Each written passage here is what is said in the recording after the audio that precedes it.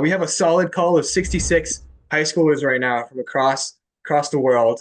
Um, my name's Kevin. I'm 18. I'm calling from my parents' attic.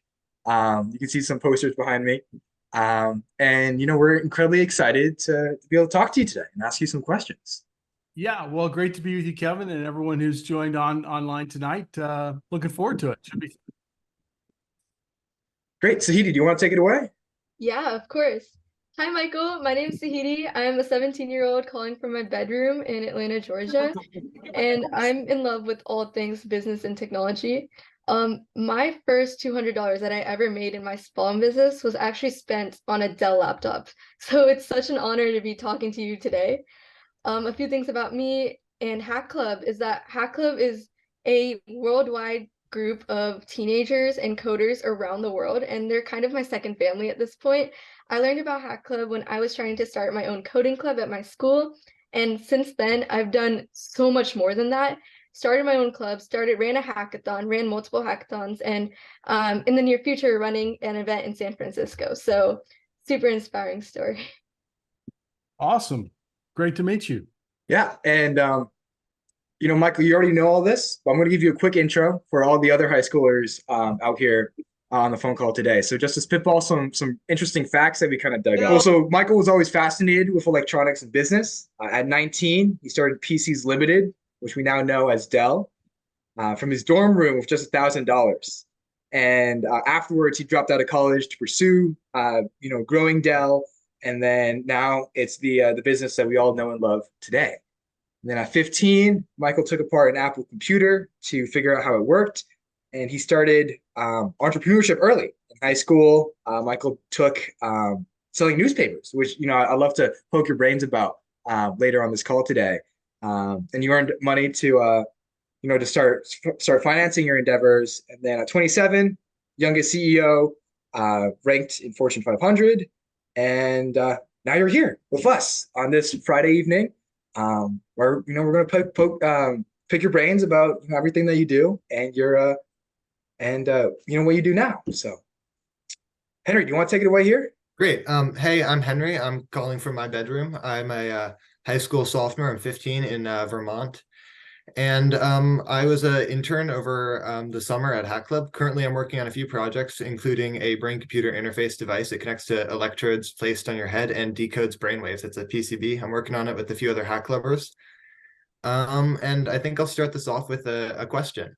So I'll context this with how my last day went. So, I got up, I went to school, I quickly studied for a test that I didn't prepare for, went to robotics, got home, went on a preparation call for this call, and I read an interesting paper. So I was wondering, you've done so much, but what was a typical day in your life when you were 15? When I was 15, yeah, I mean, when I did go to school, but when I wasn't in school, I was playing around with my Apple II computer and learning everything I could about it. And yeah, I mean, that was before I had a driver's license, so I couldn't really move around the city of Houston as easily. Um, so I could kind of ride my bike everywhere. But yeah, there weren't really computer clubs. Some of my friends were kind of interested in computers, but it was sort of a rare thing back then. Most of my friends that were interested in computers were adults that worked at companies. They were like in the I guess they called them data processing departments back then. It wasn't even IT. And so, there were kind of computer clubs, and I would hang out with them and try to learn as much as I could, and get grades enough to cause my parents not to bother me too much. Amazing. Thank you. Yeah, I can relate to a lot of that.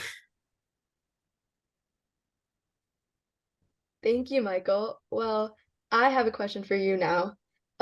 read about your story, really inspiring that you like started essentially your first gig in high school. But my question for you was that if your high school self was on the call right now, what would you tell your 17-year-old self not to do? Hmm. Um, I would, yeah, I'm not really into living a life of regrets too much. I mean, things have worked out pretty well. It could have, I mean, there's here and there you could have said, well, you should have done this differently, should have done that differently. You can definitely learn from lessons, but things have generally worked out pretty well. And I don't know. I mean, if you kind of alter the simulation, maybe it turns out differently somehow. And so I think all the mistakes that I made, all the lessons that I learned the hard way, um, you know, not having a lot of friends, caused me to be super interested in technology and business. And so I spent all my time doing that instead of other I things. think it's that. I don't really regret it. I 100% feel you. I also like to think, sorry, can you hear me? Yeah, I can hear you. Okay. No, I 100% agree with you. That's sort of like the mindset I try to follow through as well. If I like to follow up with that, what are like what's a core ethical value that you carry with you that you feel like you've taken from those hardships that you faced throughout your life? Well, I always try to think about what is the most right thing to do. And, my mother passed away about 10 years ago and unfortunately, and, one of the things I think about is, well, what would my mother think about this? And what would make her most proud? And I just try to do the right thing, in every situation as much as possible. And that's kind of how I think about it. Thank you. Yeah, Michael, I really respect that. Like about your book about um, play fair but win, if I recall. Um, Play nice but win. Play nice but win, yes, and I think that They're kind of pretty close. resonates. They're pretty close. Yeah. Yeah. They might. Um, and so Sahidi and Henry just asked a little bit about your high school experience, and I kind of want to bring it to the present day. So 2 weeks ago, I sent in all my college applications, which I'm incredibly happy about. And senior slumping is kind of hitting me. Hmm. And all my life, my parents have kind of been, or I've been told all my life to like do certain things, like, oh, you need to get into this college, or like become a doctor, or like get into engineering, build a robot. And I'm curious, like, with what you've already done, for when you were an entrepreneur in high school and where you are now, like, you achieved so much. Like Dell computers everywhere. I have a humongous Dell desktop machine right next to me, back from 2006. Yeah, no, it's a Windows XP running machine. But my question for you, Dell, is like what fuels you now? Like after having achieved all this, like being able to go into like any computer store and see a machine with your name on it. What fuels you and your philanthropy work now, and what makes you wake up in them? Well, look, I mean, I continue to be super excited and fascinated by technology and the role that it plays in the world. And, I'm a technology optimist. I think technology has had a enormously positive role in the progress that's occurred over the last several decades. And I actually think that's only going to expand. And so, when I think about the kind of the downstream impact of what we do, providing infrastructure and technology to millions of organizations, across the world, and the effect that has on healthcare, on education, on energy, on the environment, and helping all these businesses achieve what they're trying to achieve, and all the sort of human potential that's created and all the prosperity that's created in the world as a result of that. It's hard for me to think of anything kind of more important than that. And so yeah, I get really excited about that. And, it's all been super exciting in the last 40 years. It's actually going to be 40 years in May since I started the company. But I think it's just a pre-game show. And I think, what your generation is going to do with technology will be even more exciting, by far. And so, to be a part of that and to help enable that, it's the thrill of a lifetime. That's incredible. Yeah, that's so amazing. It's awesome to be excited about what you do so much. All right, Toby, do you want to ask your question? Yeah. Hi, Michael. My name's Toby. I'm a 15-year-old Hack Clubber from London, and I do storytelling here at Hack Club. So my question for you is, you invented the economics of personal computing. You reinvented the economics of personal computing with your direct model. So what's your next aspiration? Well, sort of, it's kind of late for you, Toby, isn't it? Yeah, it's 12 o'clock. Yeah, well, as you get older, you go to sleep earlier, so you'll learn that later. But look, the direct model was one of the first innovations that we had as a business, and it kind of fueled our success through the early 90s, and drove a tremendous amount of growth. Beyond that, we found all kinds of opportunities using standards and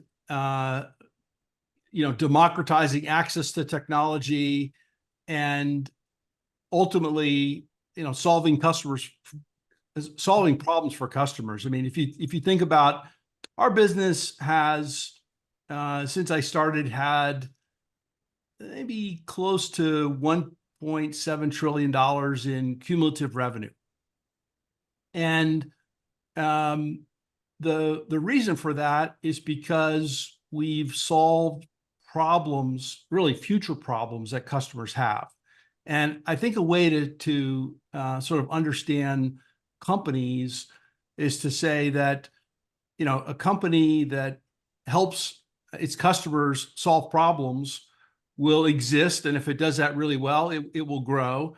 And if it doesn't do that, it will shrink and it will go out of business. And that's true of every company. And we've been able to do that in lots of domains. So, I'll give you an example. Right now in mobile networks, I'm going to be in Barcelona next month for the Mobile World Congress. And what's happening in mobile networks is the infrastructure, beneath all the antennas, there's equipment. There are 7 million cellular base stations in the world. Every single one of those is now becoming a mini data center. And often they're getting Dell servers and storage and infrastructure inside those base stations. So that's a new business that we've built, helping our customers kind of using standards, using technology that we learned about, in building clouds and data centers. And, that's making mobile networks more reliable, less expensive, and more available for, the 5 billion people that are connected around the world, hopefully 7 or 8 billion in the future. So that's kind of one example. But, if we do those things well, we'll grow and succeed as a company. If we don't, we'll go out of business. So that's kind of the way it works. Great, thank you. Sure. Thank you, Dell. Before I call on the next person, I do want to explain a few AMA rules. Firstly, turn on your camera when you're talking. Do raise your Zoom hand when you want to ask a question, and introduce your name, age, and where you're from. And then once you do ask a question, keep it short-ish so everyone gets a turn, but have fun with that. And Dell, our next question will be from Saren. Can you hear me? Yes. All right. Hi, I'm Saren. I am a 17-year-old hat clubber from Indiana. Um, and I've been recently built something I've been recently building, like a robotic scouting app. It's very early in its development, so not going so hot. But my question is that, probably like compared to, when you first started your company and now things will probably be like massively different. Like Kevin said, you have that there's like computers all over the place with your name on it, like in this lovely monitor. Thank you.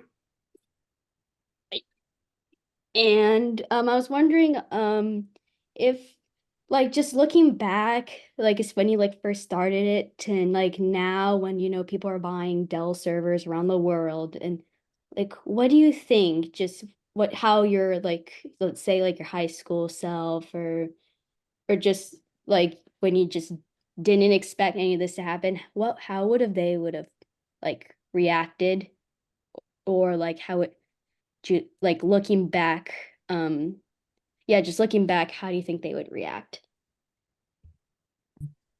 Probably disbelief.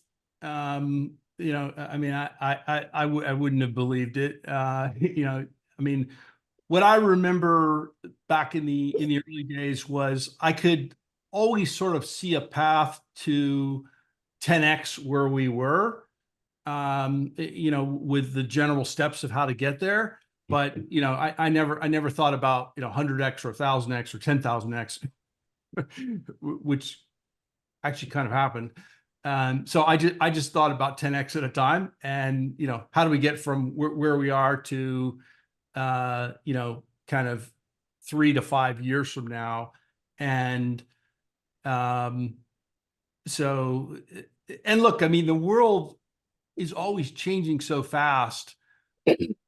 Planning too much isn't incredibly useful because all the variables are adjusting. And when you're doing new things that have never been done before, there's no rule book, there's no playbook, there's no reference material, right? You're just like making it up as you go along. You're failing and experimenting and trying things and doing kind of what works. Okay. Thank you so much. Sure. Thank you. Yeah, Saran, that was a great question, and that was a fabulous response. Right. Little steps lead to great distances was one thing that my fourth grade teacher taught me. So I see what you mean there. Great mind. Cameron, do you want to share your question? Yeah, so hello, I'm Cameron. I'm working on a company that's trying to make Linux available as an option for small businesses so they can deploy a bunch of reproducible systems across thousands of computers without needing to have like a full IT team, and it can save businesses a lot of money. And I also used to do social media for another hardware company that isn't Dell, but Pine64, a smaller Linux-focused hardware company. I used to do monthly videos for them. And my question is, when you were first starting with Dell, what strategies were you using in order to get into the established market of computers that like IBM and other companies already dominated? So when I started, kind of the original business was making upgrade kits for IBM PCs so that they could have hard disk drives. Okay, what you would now know as solid state drives. But the original IBM PCs didn't have hard drives, and so people wanted to get more storage, and so we made these kits, and then we started designing our own PCs. And look, I mean, it was scrappy. It was the one of the things that I observed was the IBM PC was sold for about $3,000. But when I took it apart, none of the parts were made by IBM, and it looked like it was about $500 worth of parts to me. And it kind of seemed like a criminal enterprise that they were charging so much more than the cost of the parts. And to kind of add an insult to injury, the people that were selling them often didn't know anything about them, which it kind of seemed like a bad thing to me. They were just hopping on the next fad, which at the time was PCs. So yeah, started upgrading, and then introduced our own machine, and we came out with a product that was twice as fast as IBM's, but it was half the price. And a bunch of super technical users found us. Interestingly enough, they weren't consumers for the most part. They were techies inside companies. There were some consumers, but it was mostly techies inside companies. And yeah, we just hustled. I mean, we worked hard to solve their problems and figure out what their needs were. And we expanded from desktops to laptops to servers, from the US to UK and all across Europe, and then into Asia, and added services and workstations and storage and on and on. So here we are. Great. Thank you. Yeah, there's so much value in just like taking a really powerful technology and making it, a bit more accessible so that more people can do awesome stuff with it. I guess the next question, Sarvesh.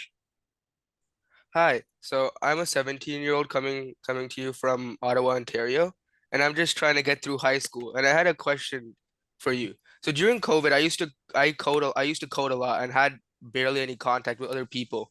So I found it very hard to get through social life, and I'm only building it back up now. So my question to you is it smart to let go of your social life when you're at a young age to get ahead like after college? Or would that be like not that good to do? It's a great question. I'm not sure I'm the best person to ask. I mean, I was highly introverted, didn't have very many friends, didn't really want many friends. And that was just who I was. And actually, I'm kind of still like that, right? Yeah. So it didn't really bother me. There you go. But I mean, look, I think it's probably a very personal decision, and what gives you energy, what makes you happy, and that's probably up to each person. Okay. Thank you. Sure. Thank you, Michael Dell. I think our next question is going to be Sophia. Yeah, hi. So I'm a 19-year-old from Minneapolis, Minnesota, and I'm also working with some of the people in Hat Club on the BCI project. But my question is, what is a day in the life for you currently, and what is currently or in the past your most unique hobby? My days are pretty varied, but I spend time with our product teams. Love to understand what we're building and engineering for the future. And we've got a ton of smart engineers, and that's a super fun part of what I do. The other fun thing that I do in our business is spend time with customers and understand what problems they're trying to solve, and help them, and try to make sure that the company's well positioned to win. I also spend time developing our team, working on how do we prepare our leaders for the future, and stuff that's not fun, I try to get other people to do those things. And I like spending time on products and technology and with customers. It's really important to develop our people, and throughout all that, I'm always thinking about our strategy as a company. How do we allocate our resources most effectively to succeed and create the best outcome we can over time. But each day is different. Yeah, great people, great product. Sophia, that was a great question. Surenga, I might be butchering this. Surenga, do you want to ask your question? Oh, I think you're muted. It's Suraga. Oh, all right. Yeah, Surenga, do you want to ask your question? Yeah, sure. Hi, Michael. Hi. I'm Suraga. I'm from India, Bangalore. My question is a very tiny one. What would you build if you were a teen in 2024? If you were a teen in 2024, what would you build? I would probably look at the intersection of the biosciences and the computational sciences. I mean, I think there is enormous innovation going on in that space, and that's an exciting area. I was supposed to be a doctor, and I still have a fair bit of passion for that topic. And so, yeah, that would be a place that I would certainly look and spend a lot of time on. Cool. Thank you. Awesome, thank you. Does OPMPO want to go next? Sorry, I did not pronounce that right at all. I'm glad you have to try to pronounce the names. 'Cause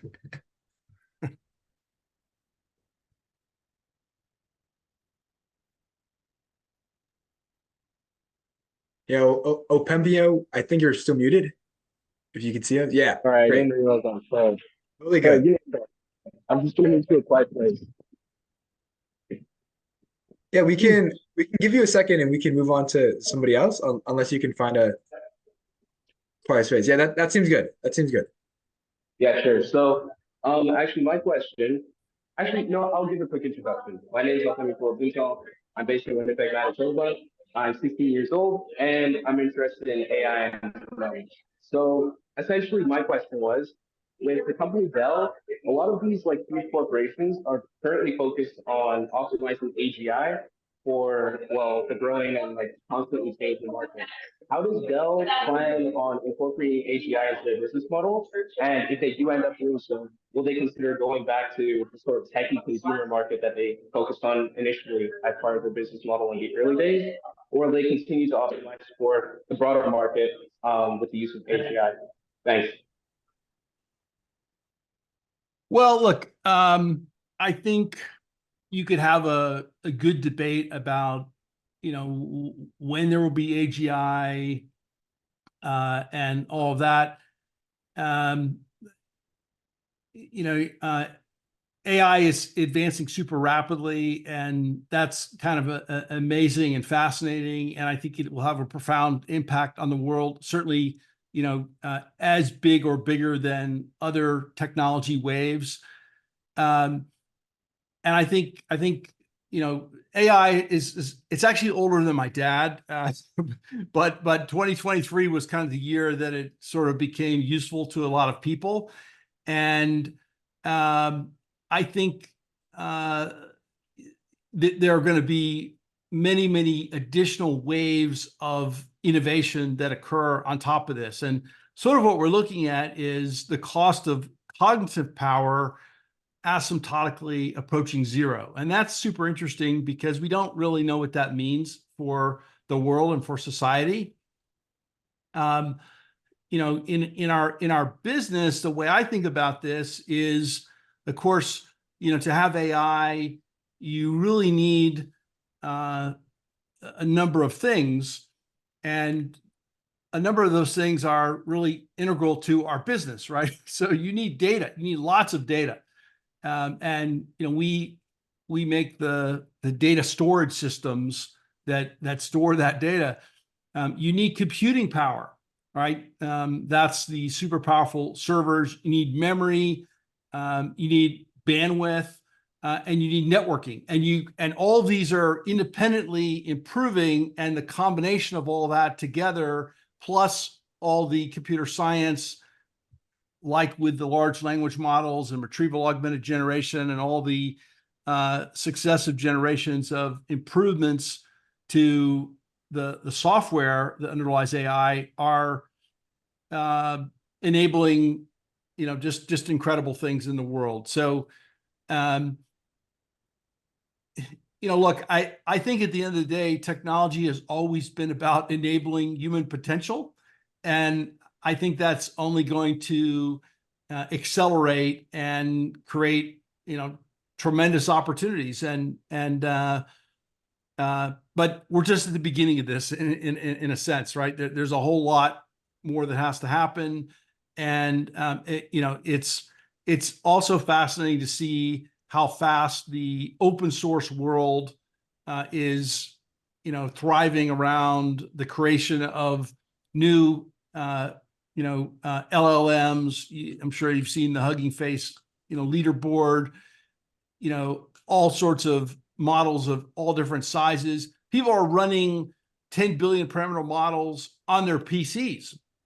And you're going to have models that run on your phone. And, the whole world is getting instrumented and intelligent and networked and connected together. And it's kind of an amazing time. One of the things that's really fun about our industry is every 10 years or so, something comes along and like turbocharges the world. And, we get to like reimagine everything. So, but does that mean we'll have AGI anytime soon? I don't know. Maybe not. We'll see. Yeah, a quick follow-up on that. I just wanted to ask, like, would you position yourself in terms of like hardware as a company like Dell, or would you more focus on like how you can incorporate software elements to take full hold of like the potential of AI? Like, where would be your focus in a company like Dell? Both.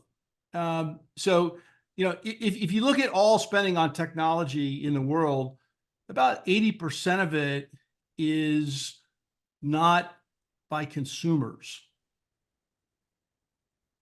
Okay, so we tend to focus a little bit more on the 80%. We do sell to consumers. You have Dell.com, people go and buy things, but actually most of our business is to businesses, and it's in that 80%, right? It's the businesses of all sizes, governments, education, healthcare, and if you look at our engineers, like in our cloud data center business, like almost 90% of the engineers are software engineers. So, you might think you're buying a piece of hardware when you buy a, sophisticated storage array or network switch, or, cloud solution, but actually most of the development of that is software. There's hardware too, but I think if you look at the largest tech companies, they're not hardware companies, they're not software companies, they're not AI companies, they're all of that. It's all mixed together. Yeah, Thank Michael. It's good to see your insights with AGI. And so now we're at the halfway mark for our call. And I kind of want to switch it up a little bit. Been talking about some serious things, talking about business, great product, great teams. So I have a unserious question that you can take seriously. And I'll give you a little like a minute here to kind of think about. So Michael, if I locked you up in a Home Depot, how would you escape? I'd run to the back. Would you take any tools?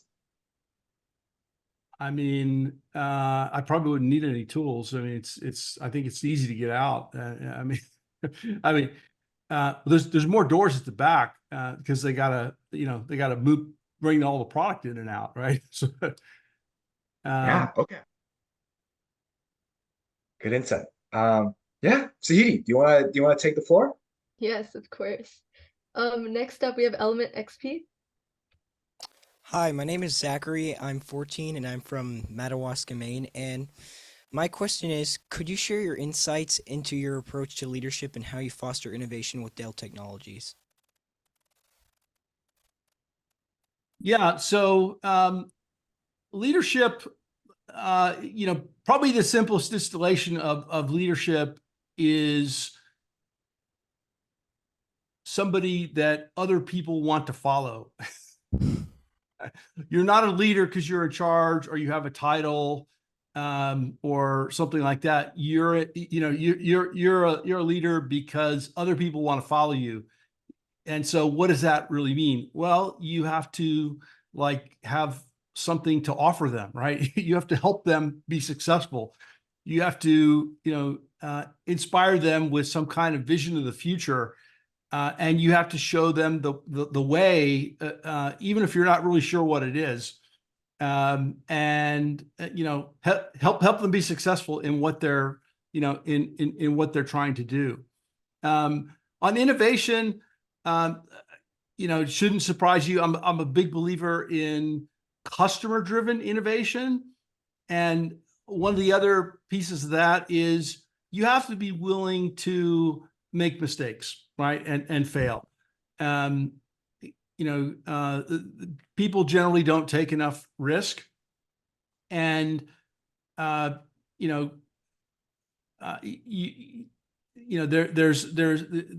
the world's pretty uncertain, right? And so you have to just be able to experiment, take risks, listen. We talk about having big ears at Dell, and we got millions of customers, and there's all sorts of signals, online, offline, telemetry data. Take all that data in and figure out, okay, how do we make the next version of that product or some new product way better for the customer? And customer driven innovation. I mean, I don't think studying the competitors is nearly as useful as listening to customers. Yes, thank you for answering my question. I appreciate it. Sure. Yeah, amazing. Next is a Coco Nico. Yeah, you got it right. Nice. Hello, my name's Nanda. I'm 15 and I'm from California. And my question is, what about computers called to you when you were young? Like when you were first starting to get into computers? Like what was so attractive about them? Well, the idea of a calculating machine to me was pretty fascinating. I remember when I was I was 7 years old, and I got an electronic calculator, and it could do math. And I thought, wow, that's amazing. This is before calculators were like really a thing. And then I was around sort of at the dawn of the the very beginning of the PC age, and it was like, wow, you could have your own computer and you could program it to do whatever you wanted. It's like, wow, that's going to be amazing. And it kind of democratized the access of technology, and to me, that was super interesting and exciting. And yeah, I mean, I was very excited about the idea of having my own computer and programming it to do whatever I wanted it to do. This, of course, was before the World Wide Web. I mean, yeah, we had modems and bulletin boards, and I actually ran a bulletin board myself when I was in high school. That was pretty fun. But yeah, I mean, I was just intrigued by the idea of all this power and all this technology in the hands of individuals. Because before, you had to like wear a special lab coat and have a gazillion dollars and work at a giant company, to be able to even have access to these machines. And at that point, they were starting to become available. Thank you so much, Michael. I totally resonate with that as like more open source things come into play, like new LLMs and such. I totally see the same thing happening over within the years. Our next person will be Vivian.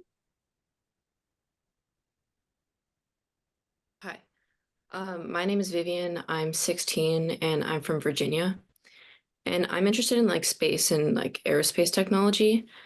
And I know that like NASA uses like a lot of Dell computers and workstations, but I was just wondering, are you like currently or currently working on or interested in any like endeavors in like the space field or like mission like missions coming up and things. I don't know.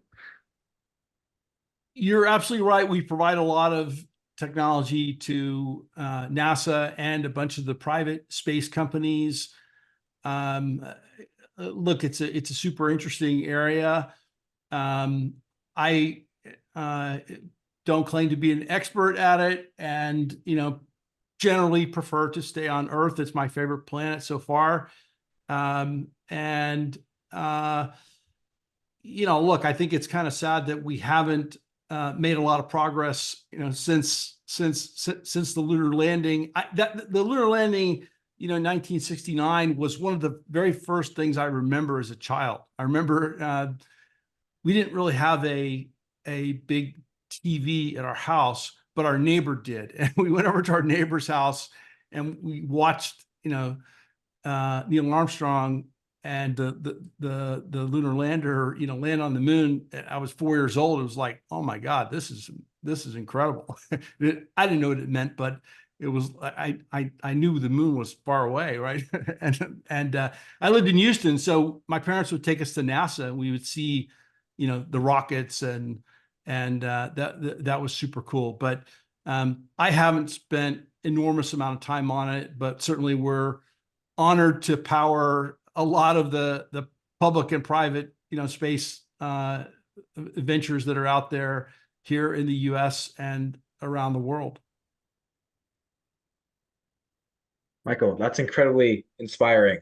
Like seeing that image of you during that rocket launch with us landing on the moon. That I think it was inspiring for everybody that was there at the time, to watch that. And of course, President Kennedy's, mission to get, that done by the end of the decade drove an enormous progress in technology that led to, semiconductors and all sorts of technology, including the internet that, we've all benefited from for generations. So, we need more of that.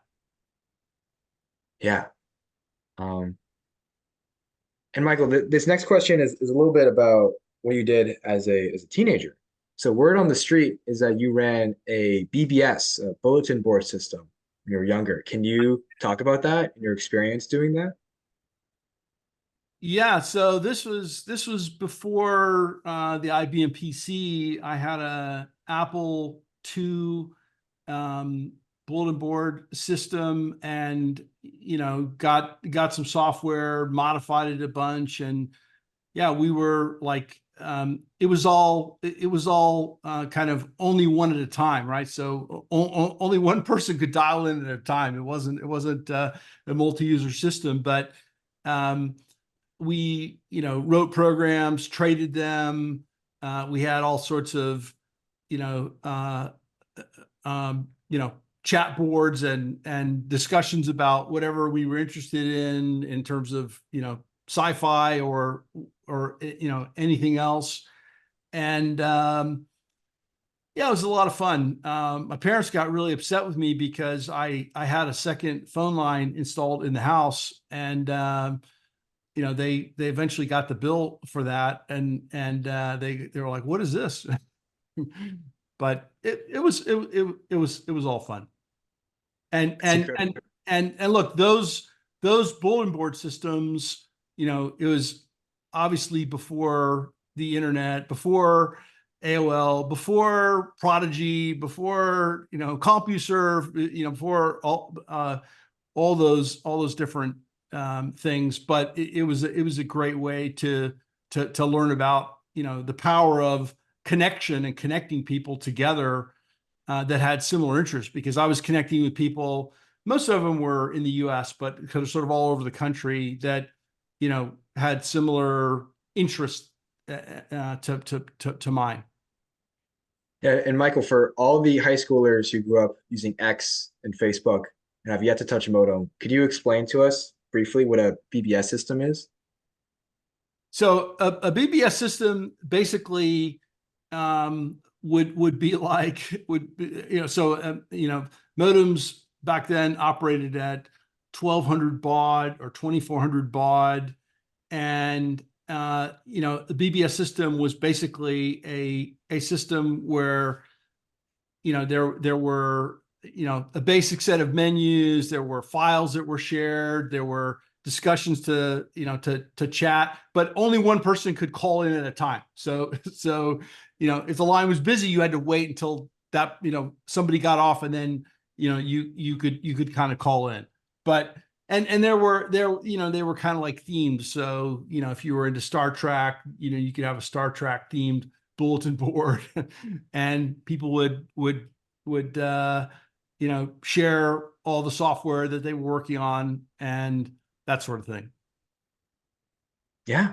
And fortunately, this is actually a good segue. Our bandwidth has since, grown. So we have 10 minutes left in phone. 1200 baud is like you can read a lot faster than that. So it was slow. Yes.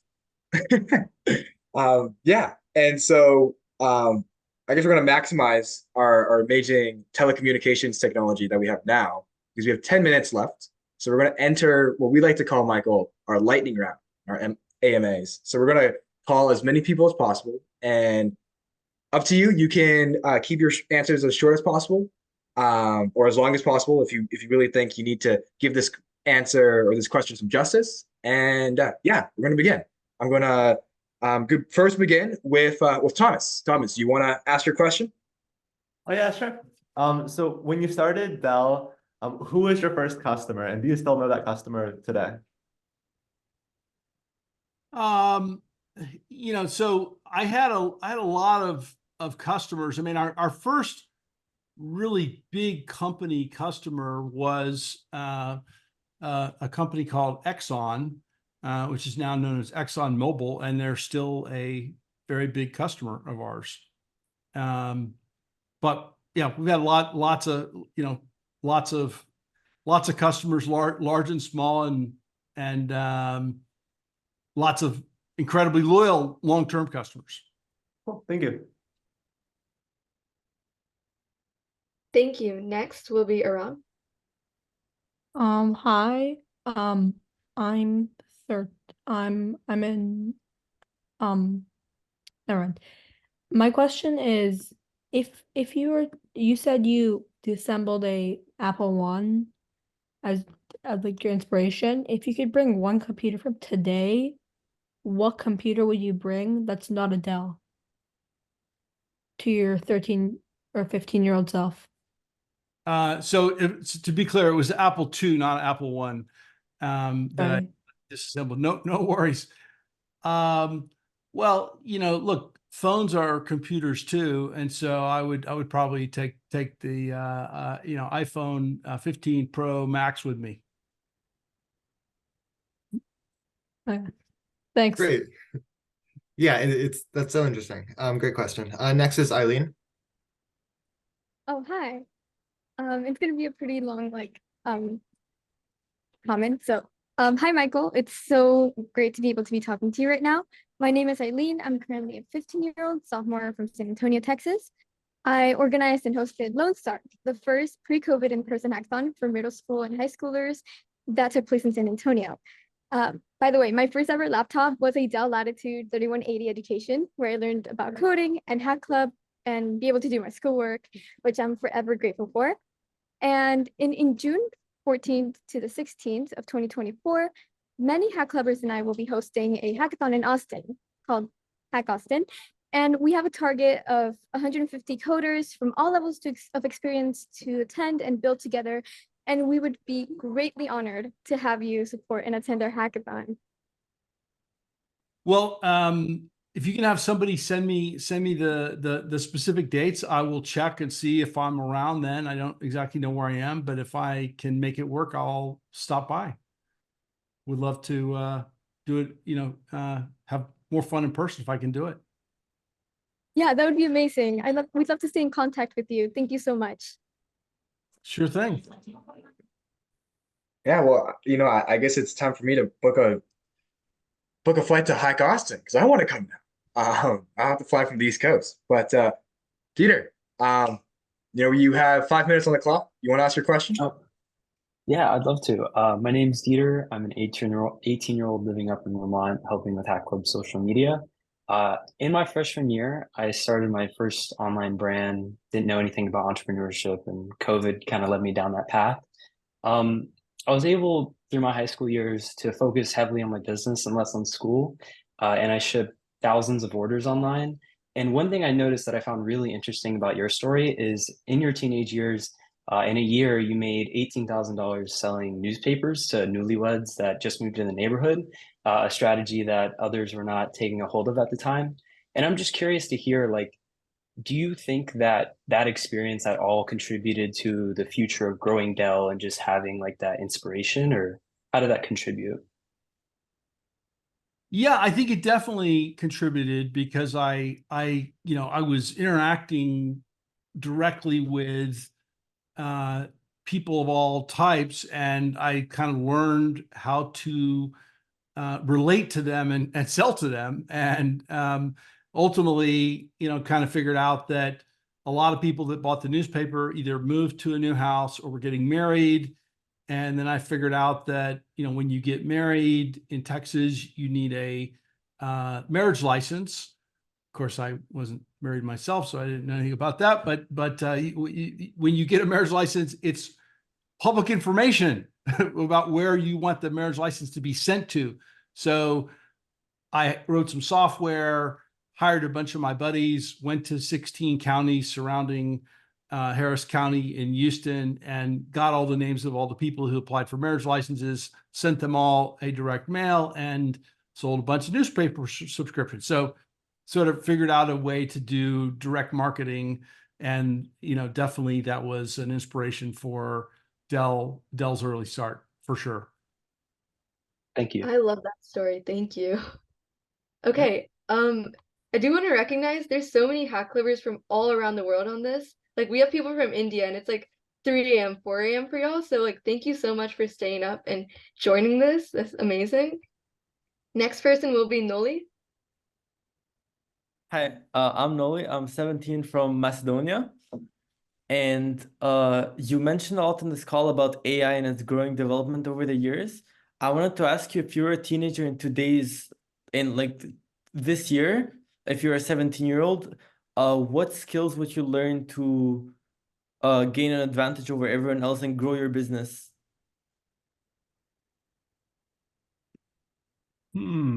Uh, well, certainly, I mean, I think, the kinds of things that you're doing where you're working on projects, you're coding, you're learning about the modern development languages, those are all kind of super foundational level skills. I think another way to interpret your question is what are the skills that are going to be needed in 5 or 10 years? And I mean, the answer is who the heck knows? I mean, I don't think anybody really knows. But you can take your best guess. But I think you need to follow your intuition, follow your interests. I think also you want to spend time on things that you're passionate about because you're much more likely to find something interesting there that is, valuable, versus just sort of doing what everybody else is doing or doing it because it's supposedly cool. Thank you. Yeah, Michael, that's a good way to end off because now you're at the 3 minute mark away from 8 o'clock. And I guess to give a bit of a recap, we've talked about a variety of different things here. Yeah, keep going, Michael. Yeah, we can do some bonus rounds here if you guys want to. So Oh, great. Well, Zach, do you want to? I'll give the floor to Zach first, and then we can move on to some bonus afterwards. That'd be amazing. Let's start with some hack clubbers, and then I'll go last. Okay, great. I guess Kermania, do you want to ask a question? Sure, yeah. I'm Kermania. I'm 18 and I'm from Austin, Texas. And so my question is, after selling your first few PCs, when you decided you need to expand your business beyond just yourself, like how did you identify people you could trust that when you assign tasks to them, they will be done well? Like, what is the one attribute you use to identify good team leaders? Yeah, I mean, I just met people, interviewed them, and tried to, ask a bunch of questions. And sometimes my BS meter would go off, and I'd kind of keep moving. But I just tried to find people that were genuine and honest and earnest, didn't overstate their capabilities, and wanted to work hard and were excited about what they were doing. And not all of them worked out. I made plenty of mistakes. I learned by making mistakes. And you know, um, fortunately, Austin, where you also live, was a great place then, because it had the University of Texas, and there were lots of young people, and there were even tech companies before Dell in Austin, right? And so, we were able to, recruit some super talented people to help us grow, and over time give people more and more responsibility, and that helped us scale up the business. Awesome, thank you. Yeah, great. It's hard to overstate how valuable having the right people is. Ishan, you want to go next? Yeah, sure. I'm Ishan. I'm 18, and so I've been thinking. So prior to 2020, it felt like one of the biggest focuses in technology was about how to stop climate change. But it feels like a lot of the people who would go into that focus are now instead choosing to focus on AI safety. So it feels like that segment of technology is morphing from how can we solve climate change to AI safety? Do you feel that shift? And what do you think of it? Like, should we be focusing more on climate change? Well, so I don't think that focus or interest has completely gone away. I think there's still a lot of effort going on in the world to, kind of improve how the world, uses energy most effectively, and transition to cleaner, more renewable energy sources. Certainly in our business, we found all kinds of ways where we can, significantly reduce the energy consumption, create a more circular economy, reuse materials without having it cost more. And more companies are, focused on that, and doing it in a voluntary way. And I think all of that is actually adding up to a fair bit of progress. So, I don't know that focus has gone away. I don't really see it that way. I mean, there are certainly debates about these topics, and the debates, continue and probably will continue, but there's a lot that can be done, and is being done to create a cleaner, greener future. Thank All you, right. Michael. Thanks. Next we'll go Shubham. Hello, my name is Shubham. I'm 16 and I'm in the Bay Area. One of the things I've been wondering is when you were working on Dell, were there any low points on this journey, and how did you exactly deal with that?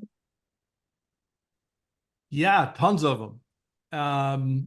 It is never straight up and to the right. We've had all kinds of disasters and problems along the way. I would say in the first 2 to 3 years, there were at least 7 or 8 times when we could have gone out of business like instantly. I wrote in my book about a number of those, and even ones that are, kind of more recent.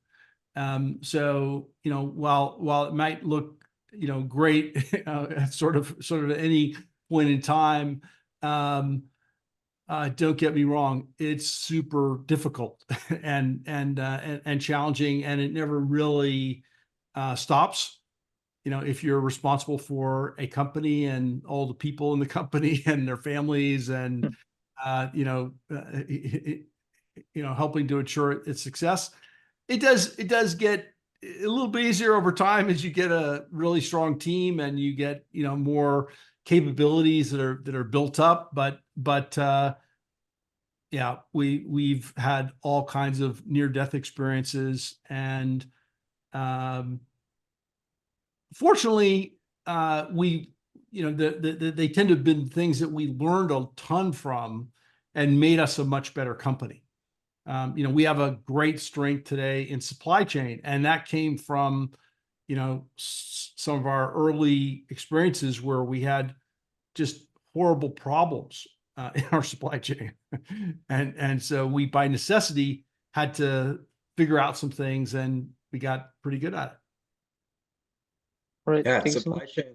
Oh, yeah, supply chain sounds kind of relatable nowadays, like after post-COVID. So I wonder how, what companies have learned after our global shortage. All right, Daruk, and then Yaya. Do you guys want to ask your questions? And then we might pivot to Zach. Well, For sure. so my name is Doug Sapiden, and I am 13 years old.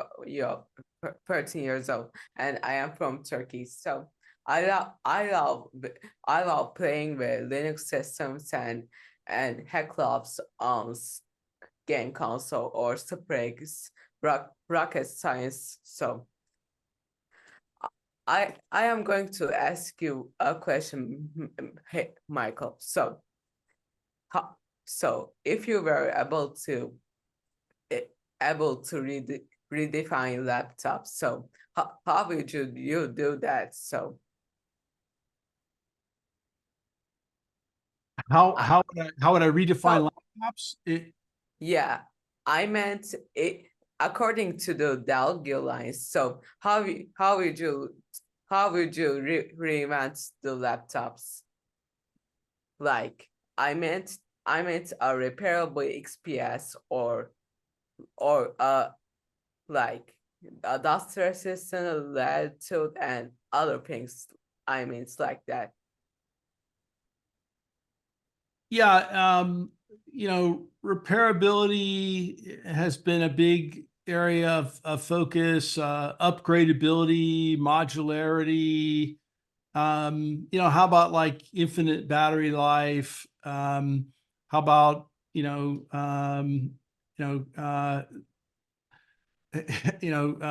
well, I think there's a lot that can be done in display technology and interface in the future. And, the best computer is the one you don't even know is there. And, we'll continue to reinvent the machines with the available technology that's practical. One of the things that's happening right now, of course, is we're making all these machines so that you can run AI directly on them. So remember the models I was talking about earlier, the 10 billion parameter models. Your 2024 model, laptop will have the ability to run to run those models. And we've done some super interesting projects where we've kind of created completely modular systems where we have robots that can build them, and that sort of thing that helps us with modularity and repairability. So thank you for answering my question, Mr. Michael. So I appreciate you because I always obsessed with Dell systems when I was 7. Thank you. Okay, next we'll go Yaha. And Michael, are you okay with 10 more minutes just to get all these last few hack clevers in? Yeah, sure. Go Thank for you so much. Okay. Yeah, you can go next. Okay, hello, this is Yahya from Morocco. I'm running a nonprofit organization called EVY Coding. So we focus on making online content, for example, making courses of programming languages, etc., and also making clubs local in Morocco here because it's hard to get ones. My question is, I have a team. They are all volunteering with me. So my question is, how can I share the idea and the future I have for EVY coding to them so they can put more effort more effort and more work on our organization, EVY Coding, to achieve a lot of things we have planned, for example, hackathons and things, because I think I see part of the members of my team doesn't work and doesn't put that much effort and free their schedule, for example, tasks and meetings and etc. Well, I think one thing you could do is reach out to companies in Morocco that are in the technology sector, like Dell. In Casablanca, we have, I think, about 1,500 people working for us, and there's a fairly active effort to be involved in the community. So, hopefully, companies like ours and others can help to accelerate, the work that you guys are doing at a local level. Um, hopefully that's helpful. Yeah, thank you. Thank you very Amazing. much. Yeah, thank you so much for your time, by the way, and like taking these extra questions. We really appreciate it. Next up is Shreyash. Yeah, hi, my name is Shreyas. I'm 15, I'm from St. Louis, Missouri. So I love tinkering around with Linux and software in general. And now I'm trying to do that with hardware. So you mentioned that as a teen, you love to tinker around with computers. So my question is, how exactly did you get started with that? And would you say computers are seen more as black boxes now, than when you were a teen? I think they're definitely seen much more as black boxes now, and because of the integration of system on a chip and massive custom silicon. When I started, you had TTL logic, and you could sort of understand every single chip that was in the machine. And there was a book from Texas Instruments that you could get that would explain how every single chip worked. That those days don't really exist anymore. And so, yeah, you could tinker around a lot and change the circuits and create your own circuits.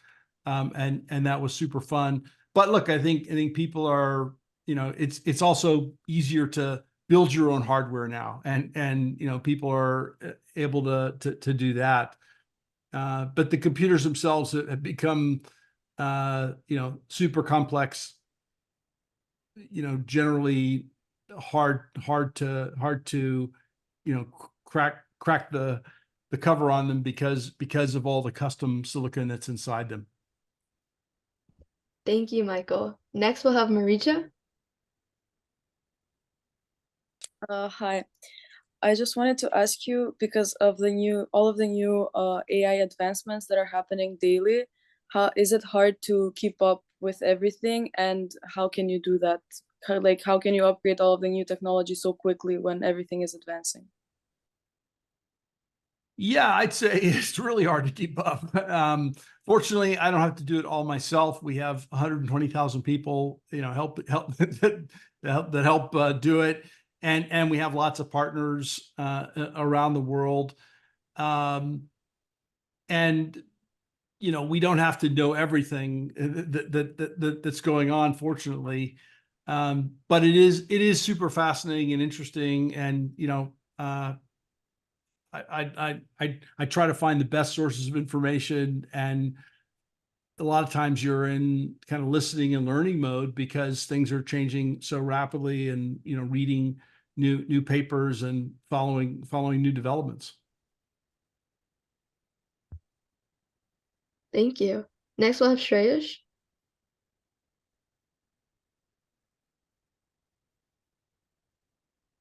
Hello. Hi. Hello, can you hear me? Yes. We can hear you. Hello, Michael. My name is Shreyash and I'm from India. And I have a general question like I'm running a startup which is more oriented on environment. So like I wanted to know that what do you expect from your team members currently and before when you started the company? What do we expect from our team members in which area? Like what do you expect from your team members in your company? We expect results. We expect them to deliver for our customers. We expect them to innovate and come up with new ideas and help us succeed with our customers.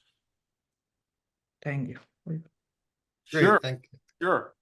Yeah, also connecting back to a point on a previous question, that's one of the things I really like about old computers is the fact that, they're not that much of black box and you can see everything that goes inside. It's the same thing with like, older AI models. I've been putting together a small ALU on a breadboard over the last, few days because it's just really fun to understand how it works on all the levels.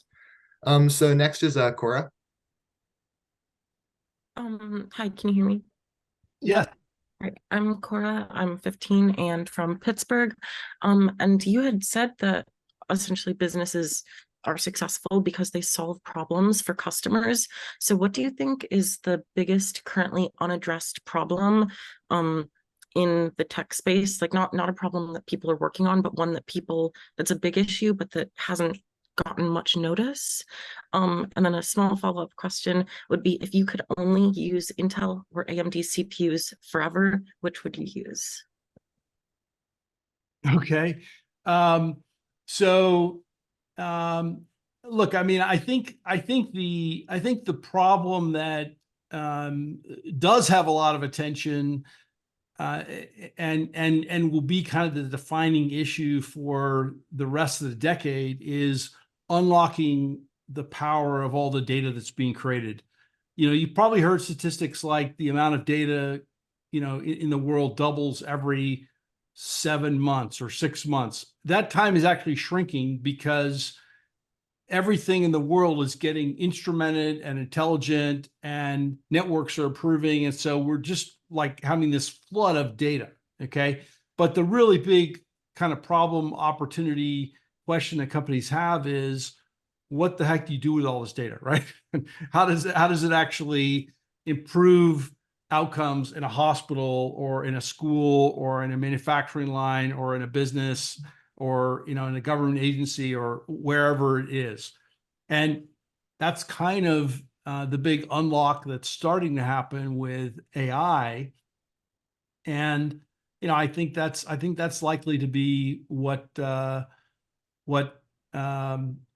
is the defining focus for the remainder of the decade. On processors, so the system I have right now is a AMD system. I have plenty of Intel systems too. We build some systems with, actually all of our systems have ARM also in them, but not as the CPU. Although we do build some ARM systems. RISC-V is also super interesting. I think you're going to see more RISC-V in the future. That's an open source instruction set. Probably today more in embedded smaller systems, but I think you'll be seeing more of that in the future. We've invested in a new company called Revos that is developing RISC-V chipsets for servers. And so that you're probably not going to see those in the next year, but out in the future or in the cloud, you'll probably see them, or you won't see them, but they will be there. With like RISC-V and I guess, reduced instruction set processors. Is that like, what are your thoughts, I guess, on the Apple new SoC processors, which are using that? And would you pick something such as that over Intel and AMD? Apple tends to use ARM, which is certainly much more prevalent today than RISC-V, and I think that'll be an interesting debate in the future. Is RISC-V versus ARM, and to some extent it'll depend on how much does ARM charge for their license for the CPU, how fast do they innovate versus the open source ecosystem. And again, go back to what I said earlier. All these companies exist only if they solve problems for customers, and if they do a good job of that, they'll sell more CPUs, and if they don't, they'll go out of business, right? And so everybody's trying to innovate faster and more effectively than their competitors.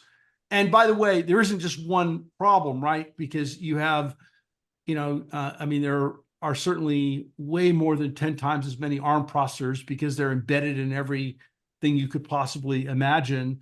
And so it's not like there's only one solution in terms of CPUs. There's lots of different kinds of processors. And now we have, quantum processors and, NPUs and GPUs and XPUs and DPUs and QPUs. And, it's actually a golden age for computer architecture. So if you're into that sort of thing. Thank you. I love that you mentioned RISC. I'm like a huge fan of minimalism in software, so that's awesome.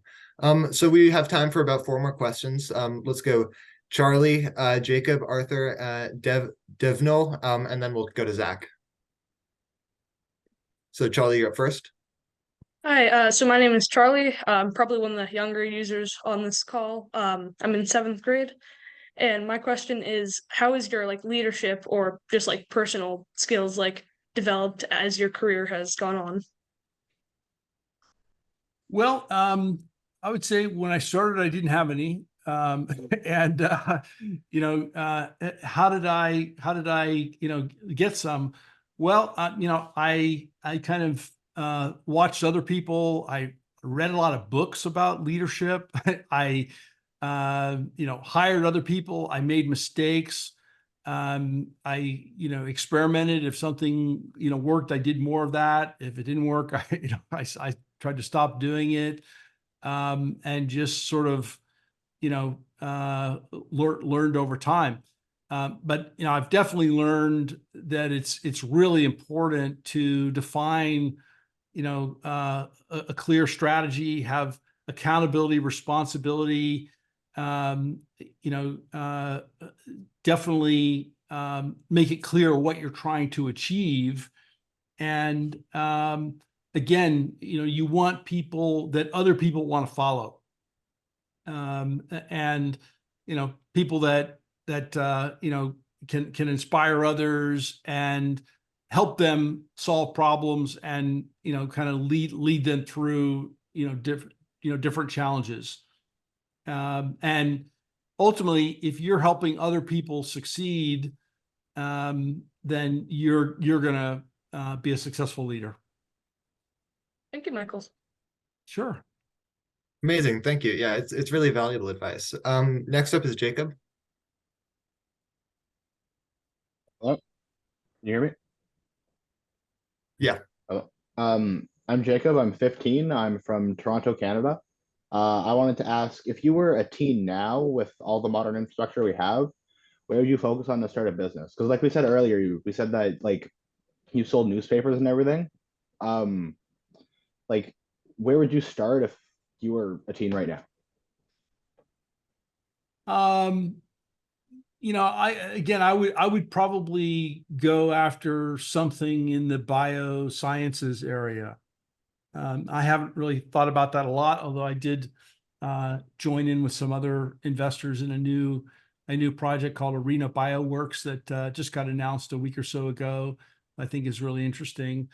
But that's probably an area where I would investigate if I wanted to, kind of dedicate my future to it. But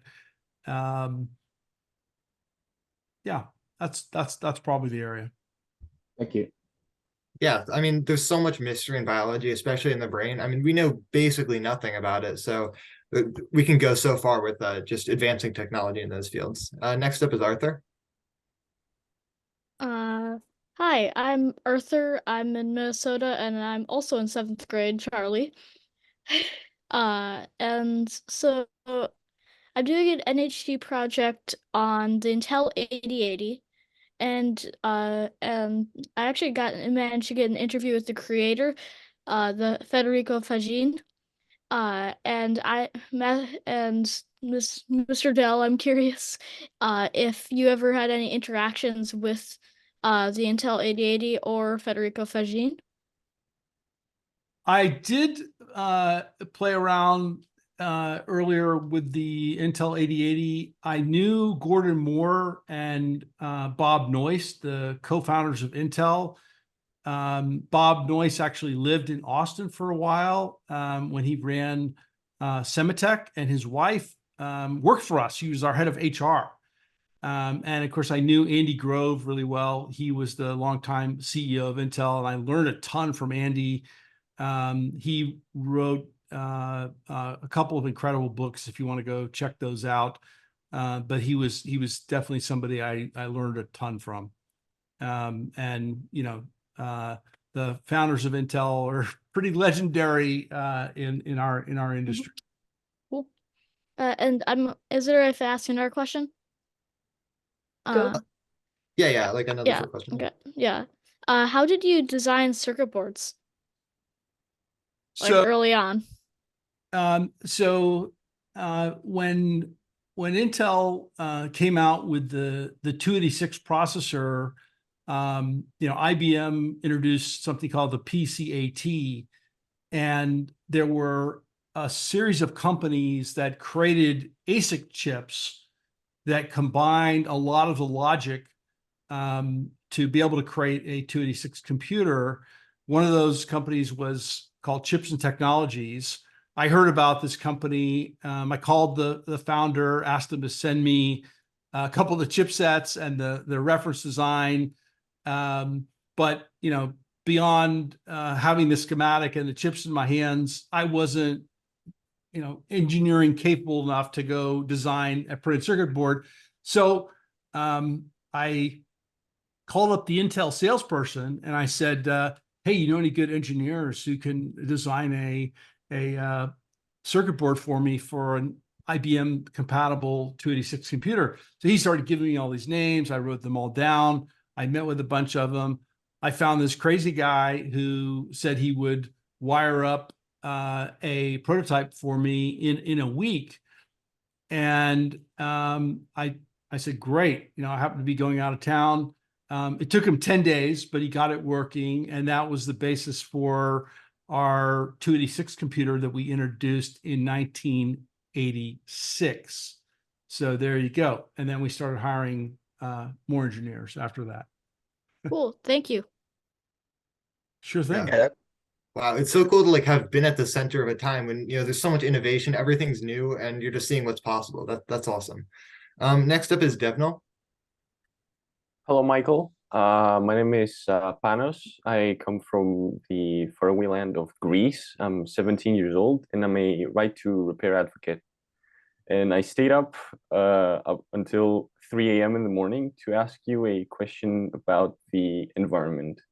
So you talked about your Dell's market share being mostly B2B or B2E, to enterprise and business. But regarding the consumer segment, I've in primary school, I went to a public school, and so we had no IT staff. I did most of the IT work, I guess, from 3rd grade to 6th grade. And I worked a lot with Dell computers from the XP to Vista era. And compared to today, I've noticed that your consumer segment products have moved more towards being more unnecessarily proprietary oftentimes and more difficult to repair. For example, when we used to have ATX boards or boards you could replace and power supplies and everything, now you have cases and machines that have parts that only work with each other and are impossible to repair, which is a big hit for the environment. You've also dedicated lots of engineering time and insane crazy designs that are really cool but have no other purpose than being incompatible with the standard. That poses a great environmental issue. So what are your thoughts on that, both as the CEO of the company and as a person caring about the environment? Yeah, so I think if you look at sort of the independent folks who rate companies on their repairability, Dell actually rates incredibly high. One of the problems with our industry is that there's a lot of material that sort of fits the standard but isn't safe. I'll give you an example. Okay. Laptop batteries. All right.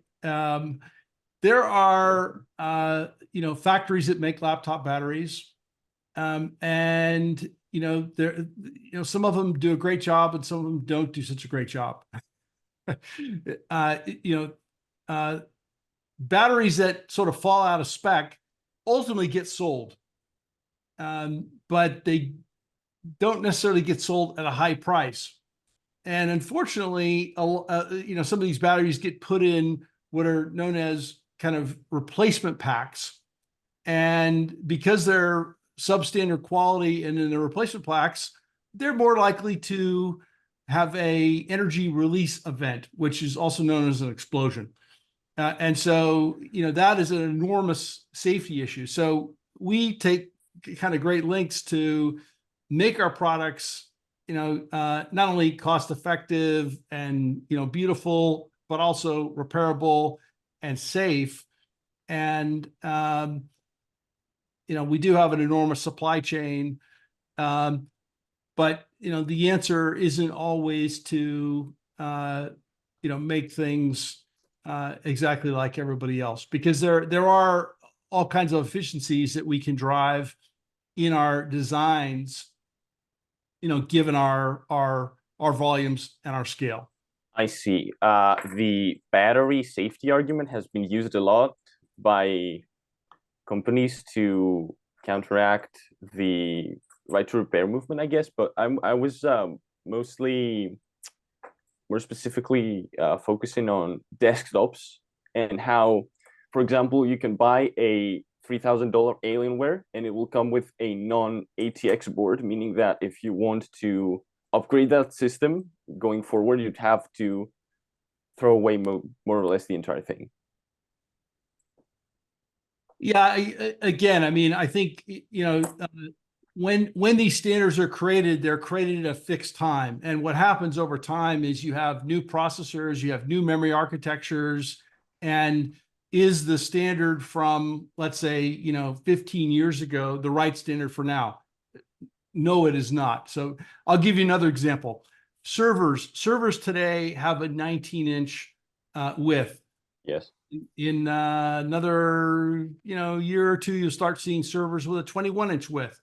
Why? Because the amount of bandwidth that is occurring between the processors of multiple types and the memory, there's no way to do it at 19 inches.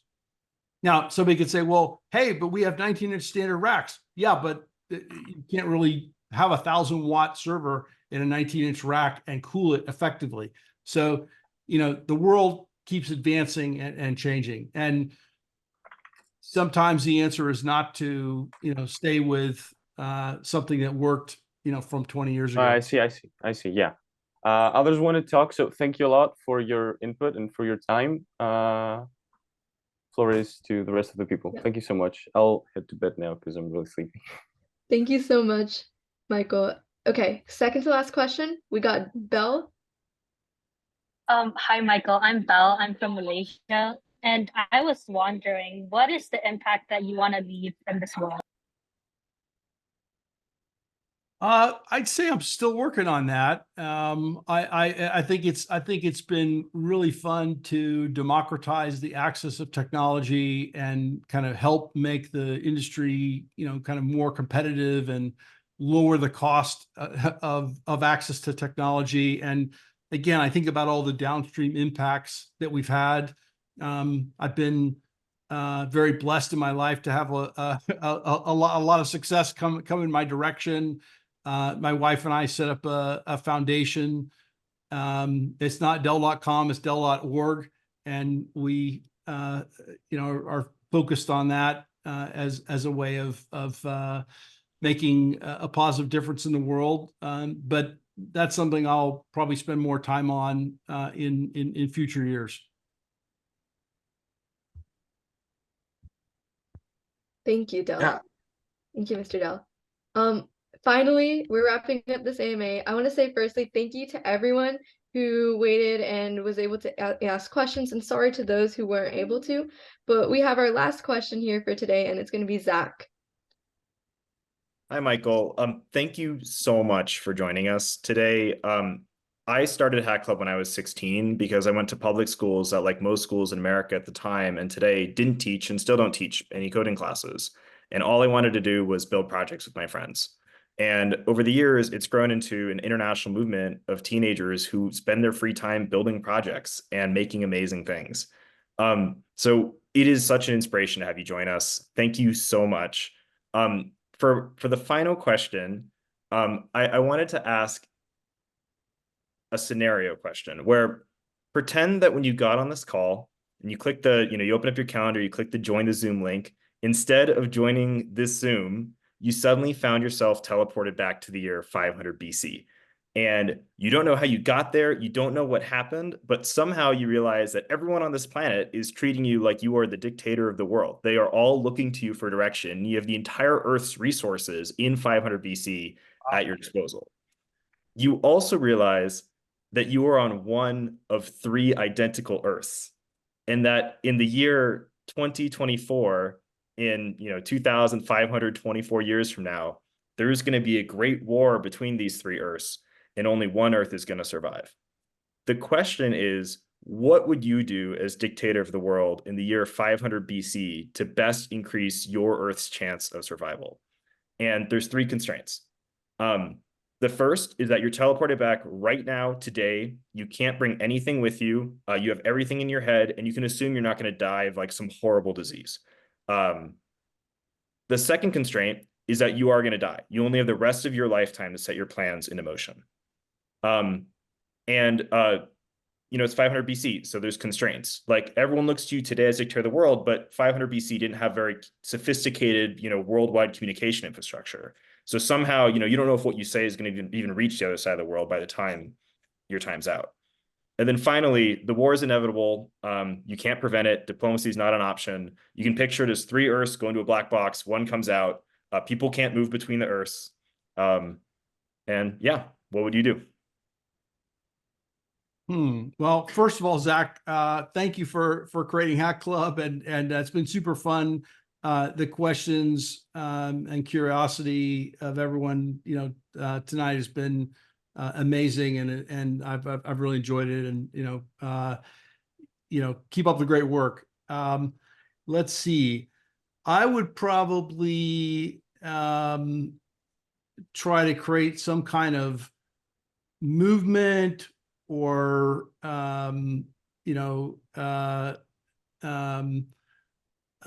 religion that had something to do with self-determination, some ethical framework for treating people respectfully, and I would try to accelerate the adoption of free market capitalism, which really didn't exist until about 1800, and actually unleashed an enormous amount of prosperity and growth on this planet. So yeah, I guess that would probably be the way I would try to go about it and until I died, which, back then, if you lived for 30 years, that was a long time. Totally. One quick follow-up to that. I've heard some people say that the C corporation is the greatest invention of all time. And we don't normally think of like a financial instrument like that as an invention, but it really is what it was. Do you agree with that? Or if you like, in your view, what was the greatest invention of all time? I mean, and the reason I ask is like, your plan is around financial markets as part of it. Yeah, I mean, I'm not so much focused on the form of the corporation as just the construct of a free market where goods and services are traded, innovation occurs, and there's active competition, and people are able to innovate and I mean, I think that has been shown to expand economic pie, right? And it's not perfect, but I've yet to see a better system. Awesome. Well, thank you so much for the past hour and a half. It has been such a joy to have you.